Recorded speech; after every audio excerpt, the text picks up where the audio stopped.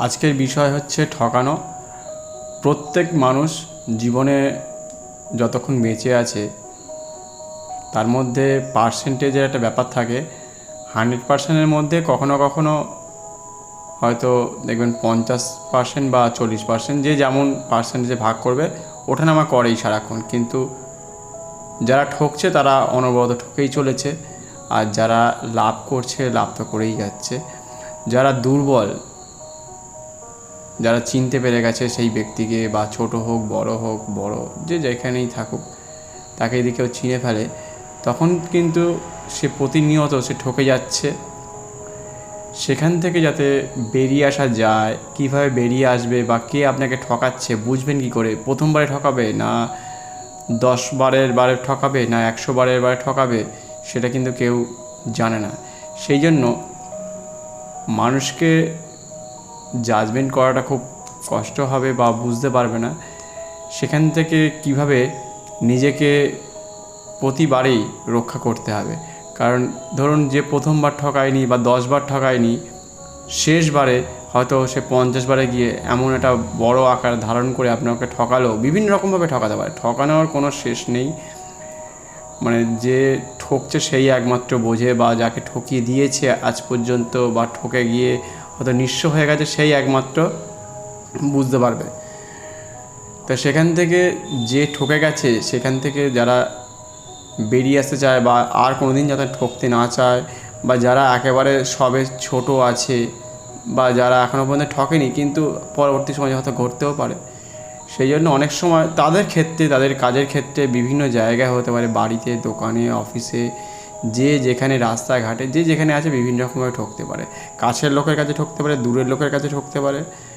সেই জন্য সেখান থেকে বেরিয়ে আসার উপায় আছে, বা তাকে বুঝতে হবে যে আপনি ধরুন কোনো একটা বিল জমা দিতে যে গেছেন, বা কোনো একটা অফিসে গেছেন, বা যেখানেই যান, সেখান থেকে আপনি ধরুন কোনো কিছু কেনাকাটা করছেন, সে শুধু বলবে যে আমাকে একটা, হয়তো বললো একটা জামা কিনে দে না, তুই তো তোর সাথে তো অনেক দিন ধরে ঘোরাফেরা করছিস। হয়তো একটা জুতো কিনতে গেছেন আপনি, সে বললো এই আমার বাড়ির অমুক জনের জন্য একটা গিফট করবি না, এরকম হতে পারে। বা আপনি হয়তো ইলেকট্রিক বিল জমা দিতে গেছেন, তার কাছে ইলেকট্রিক বিলটা আছে কিন্তু টাকা নেই। এবার আপনার কাছে চেয়ে বসবে, আচ্ছা ইলেকট্রিক বিলটা দিয়ে দে, আমি তোকে পরে দিয়ে দেবো। কিন্তু সেই টাকা পেতে পেতে আপনাকে কিন্তু অনেক দিন, অনেকটা সময় পেরিয়ে যাবে, তারপরেও পাবেন না। এমন হয় হয়তো দেখবেন 3 মাস বা 4 মাস পরে, যদি 1000 টাকা নিয়ে থাকে আপনার থেকে ইলেকট্রিক বিল, দেখবেন কেউ আছে 4 মাস পরে হয়তো বা 5 মাস পরে 20 টাকা দিয়েছে। এমনও হয়েছে, এমন ঘটেছে, অনেকের সাথে ঘটেছে। 20 টাকা দিয়েছে। আপনি বলুন বাবা 1000 টাকা তোকে একেবারে দিলাম, তুই আমাকে 20 টাকা দিচ্ছিস। তারপরে হয়তো আপনি নিলেন কি নাও নিলেন, যেমন নিতেই পারেন হয়তো, বা আপনি হয়তো যেমন খুশি বলতে পারেন যে না একেবারে নেবো। সে হয়তো পরের বারে বললো এখন টাকা নেই, এখন 50 টাকা রাখ। হ্যাঁ, মানে এরকম করে করে যে কীভাবে আপনি ঠকবেন, যে ঠকেছে তারা বোঝে একমাত্র। সেই জন্য বললাম। আর প্রতিবারে পার্সেন্টেজটা সবসময় নিজেদের মধ্যে ভাগ করে নেবেন। সব ক্ষেত্রে যে 100% হবে এরকম কোনো ব্যাপার নেই। 2% হতে পারে, 3% হতে পারে, 50% হতে পারে, 90% হতে পারে, 95% হতে পারে। সেই জন্য সব ক্ষেত্রে পার্সেন্টেজটা নিজেদের মধ্যে ভাগ করে নেবেন। জীবনে যখনই দেখবেন আপনার কাছে কেউ যদি কিছু চাইছে, তখন যদি আপনি স্বেচ্ছায় যদি দিতে চান, তাহলে জানবেন যে সেটা ঠিক আছে, যে আপনি আপনার স্বেচ্ছায় কোনো ব্যক্তিকে ধরুন জামা কাপড় দিতে পারেন, পোশাক বা জুতো দিতে পারেন, বা যে কোনো জিনিস, বই, খাতা, পেন্সিল, রাবার, আপনার গানের খাতা, যা খুশি গিফট করতে পারেন আপনার মন যখন চাইছে তাকে ভালোবেসে, সেই ক্ষেত্রে হতে পারে। কিন্তু যদি আপনি মনে করেন যে সে হয়তো চাইছে, হয়তো প্রথমবার চাইলে আপনি বলেন ঠিক আছে, একবার এসছে আমাদের কাছে, বা আপনার বাড়িতে এসছে, বা আপনার বন্ধু এসছে, বা আপনার আত্মীয়ও হতে পারে, আপনার কাছের লোক হতে পারে, আপনার বন্ধু বান্ধব অনেকে হতে পারে। চাইতে চাইতে চাইতে চাইতে দেখবেন অনেক দিন হয়ে গেছে, তারপরে দেখবেন আবার চাইছে, কিছু না কিছু নিতেই থাকছে। তার যখন একবার দেখবেন ইচ্ছেটা বেড়ে যাবে, তখন সে চাইতেই থাকবে। এমন সময় দেখবেন 1 বছর পরে দেখবেন হয়তো কোনো ব্যক্তির কাছ থেকে 5,000 টাকাও নেওয়া হয়ে গেছে, বা 10,000 টাকা নেওয়া হয়ে গেছে, বা অন্যান্য জিনিসপত্র নিয়ে চলে গেছে। এমনও ঘটবে জীবনে। এটা সর্ব জায়গায় ঘটে থাকে। কোনো রাস্তাঘাটে ঘটতে পারে, বন্ধুবান্ধবের ক্ষেত্রে পারে, বন্ধুর বন্ধু হতে পারে, হয়তো আপনি পোশাক কিনতে গেছেন, আপনার তার সাথে আর একটা বন্ধু এসছে, সেও আপনাকে বলবে এই তোর খাতায় একটু লিখে নে আমার নামটা, আমি বাড়ি গিয়ে টাকা দিয়েছি, ব্যাস। সেখানে আপনি যাই কিনুন সেই টাকাটা কিন্তু এবার দোকানদার আপনাকে বলবে, যেহেতু আপনি তার হয়ে আপনি কিনে দিয়েছেন, এবার সে বলবে ওই টাকাটা পাচ্ছি না। তারা কিন্তু ঘুরে আসবে, দার্জিলিং যাক, দীঘা যাক, পুরী যাক, যে সেসব ছবি দেখাবে আপনাকে, ফেসবুকেও দেখতে পাবেন, কিন্তু আপনার টাকা পয়সা পাবেন না। সেই জন্য দোকানদারকেও ঠিক মতো জানতে হবে যে আপনার সাথে যে এসছে তাকে কিন্তু আমি ধার দেবো না বা কোনো দিনই কিছু দেবো না। এখনকার দিনে তো আর ধার দেওয়া যাবে না, দিলেই সে বিপদে পড়বে। যা দিনকাল পড়ছে, প্রতিদিন প্রতিক্ষণে যা জিনিসপত্রের দাম বাড়ছে, আজকে যে জিনিসটার দাম 2 টাকা ছিল সেটা কাল বা পরশুর মধ্যে 6 টাকা, 10 টাকা, 15 টাকা হয়ে যাচ্ছে। অতএব আপনি কিন্তু যখনই চাইবেন, সে বলবে সে তো টাকা দিচ্ছে না আমার বন্ধুটা, কটা দিন ওয়েট করো। এরকম কটা দিন ওয়েট করতে করতে 5 মাস 6 মাস থেকে শুরু করে 2 বছর 4 বছর 10 বছর হয়ে যাবে, আপনার টাকা পাবে না, তারা আপনার দোকানেও আসবে না। এরকম ঘটবে, ফোন নাম্বার চেঞ্জ হয়ে যাবে, বাড়ি চেঞ্জ হয়ে যাবে। এমনকি অনেক সময় অনেক ব্যক্তি, খারাপ লাগতে পারে আপনার শুনতে, অনেক ব্যক্তি মারা গেছে, এরকমও হয়। এবার আপনি কী করবেন সেই ক্ষেত্রে?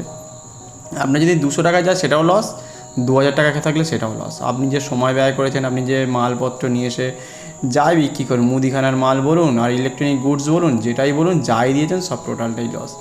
সেই জন্য ঠকানোর কোনো শেষ নেই। জীবনে বিভিন্ন রকমভাবে মানুষ ঠকছে। আর সবথেকে বড় মানে জীবনে উঠতে চলতে বসতে, কেউ হয়তো পড়ালেখার ক্ষেত্রেও মানে ঠকাচ্ছে, কেউ গান বাজনায় ঠকাচ্ছে, বিভিন্ন রকমভাবে ঠকাচ্ছে। আর সবথেকে বড় ঠকানো হচ্ছে জীবনের বিবাহ, একটা সবথেকে বড় জায়গায়। ওইখানে যদি আপনার টার্নিং পয়েন্ট যদি কেউ আপনাকে ঠকিয়ে দেয় বা বিভিন্ন রকমভাবে, সেখান থেকে আপনাকে যদি বুঝতে পারেন কখনো যে আপনি যে জায়গায় গেছেন সেখানে হয়তো দেখবেন আপনি যেটা চাইছেন, আপনার যেটা মন পছন্দ সেটা দেখলেন আপনার মন পছন্দ হচ্ছে না বা পাচ্ছেন না, সেক্ষেত্রে কিন্তু আপনি সবথেকে বেশি ঠকে গেছেন। আজকে হয়তো বুঝতে পারবেন না, 2 মাস 4 মাস 6 মাস হয়তো বুঝতে পারবেন না, কিন্তু হয়তো দেখবেন বছর 20-15 এরকম যখন বয়স বা সময় চলে গেছে, তখন আপনি বুঝতে পারবেন যে এতটা ভুল হয়ে গেছে যে আর ভাবা যায় না, যে সেখান থেকে ফিরে আসা যায় না। কিন্তু কেউ যদি মনে করে যে সেখানে সে বিভিন্ন রকমভাবে ক্ষতিগ্রস্ত হচ্ছে, সেখান থেকে যদি বেরিয়ে আসতে চায়, সে কিন্তু যদি মনের জোর তৈরি করতে পারে তাহলে একমাত্র বেরিয়ে আসতে পারে। যদি মনে করে যে সে ভালো নেই, ভালো থাকতে দিচ্ছে না, হয়তো সেখানে মারপিট হচ্ছে বা বিভিন্ন রকমভাবে তার উপরে হয়তো অত্যাচার করছে, সেক্ষেত্রে কিন্তু যদি মনে করে, সে বেরিয়ে আসতেই পারে। হ্যাঁ, এবং আপনাকে অনেকটা দূরেই থাকতে হবে সেক্ষেত্রে, অনেক রকমভাবে হয়তো মোবাইল বা আদার্স কিছু দূরে থাকতে হবে।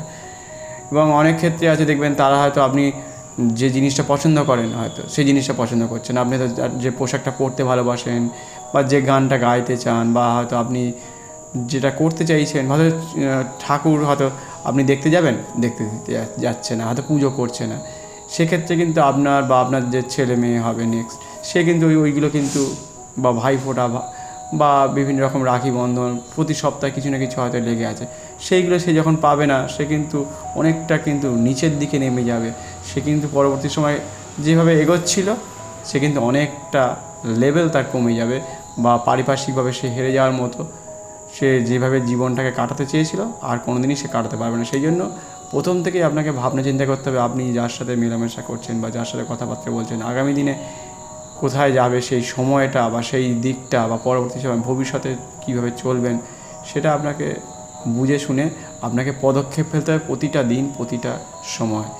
সেই জন্য আপনি বুঝে প্রতিদিন আপনাকে চলতে হবে যে কে আপনাকে ঠকাচ্ছে, কে ঠকাবে না। ওই জন্য কোনো দিন যে হবে কি হবে না সেটাকে বিবাহের ক্ষেত্রে যেমন আপনি ঠকেছেন বা আপনাকে কেউ জোর করে ঠকিয়েছে, বিভিন্ন রকমভাবে মানুষ ঠকে বা ঠকে যাচ্ছে। এবার আপনি ঠকেছেন, তার সাথে সাথে যারা পৃথিবীতে আবার আসবে ছেলে মেয়েরা, তারা কিন্তু আপনার সাথে সাথে তারাও ঠকছে। এইভাবে দিনের পর দিন প্রতিটা পাড়ায় প্রতিটা গ্রামে যদি মানুষ বিভিন্ন রকমভাবে ঠকে, তাহলে সারা পৃথিবীতে এরকম কত মানুষ ঠকছে। তাহলে সেইভাবে তারতম্যভাবে কিন্তু যেভাবে ঠকছে, তার ফলে পৃথিবীর ভারসাম্য কিন্তু ভীষণভাবে কিন্তু ক্ষতিগ্রস্ত হয়। সেই জন্য আপনাকে সজাগ থাকতে হবে সর্বক্ষণ, প্রতিনিয়ত। এরকম বিবাহ প্রতিদিন কোথাও না কোথাও হয়ে চলেছে, জোর জবরদস্তি হচ্ছে বা অনেক রকমভাবে হয়।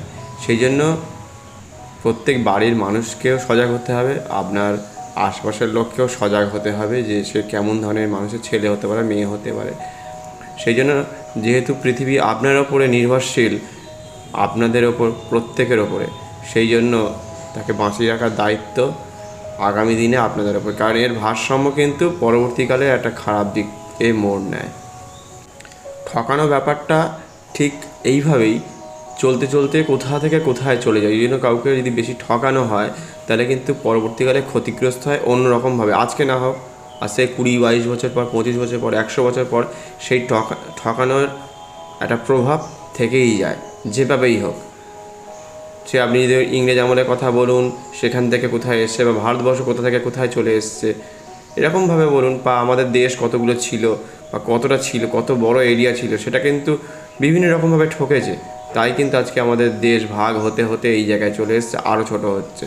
সেই জন্য যত আপনি ভাবছেন যে এই ঠকানোটা কোনো ব্যাপার নয়, কিন্তু দীর্ঘদিন ধরে দেখলেই বুঝতে পারবেন যে ঠকানোর প্রভাব আপনাকে যে এই জন্মেই যে সব কিছু হবে তার কিছু ব্যাপার নেই। আজ থেকে 200 বছর, 500 বছর, 600 বছর আগে যেভাবে মানুষ ঠকেছে বা যেভাবে মানুষ ক্ষতিগ্রস্ত হয়েছে, বিভিন্ন দেশে মানুষের উপর অত্যাচার চলেছে, সেক্ষেত্রেও কিন্তু আস্তে আস্তে পৃথিবী ভারসাম্য হারাচ্ছে এবং জায়গায় ছোট হয়ে যাচ্ছে, মারপিট দাঙ্গা বেড়েই যাচ্ছে। সেই জন্য প্রভাব কিন্তু ওই ঠকানো থেকে শুরু হয়ে যায়। বুঝতে হবে না। আজকে এখানেই শেষ করছি, পর বিষয়ে একটা করে পার্ট নিয়ে আমি আসবো। এখানে শেষ করছি। সেই জন্য প্রতিটা দিন আপনাকে বুঝে বুঝে পা ফেলতে হবে। এখানে শেষ করলাম। ধন্যবাদ, নমস্কার।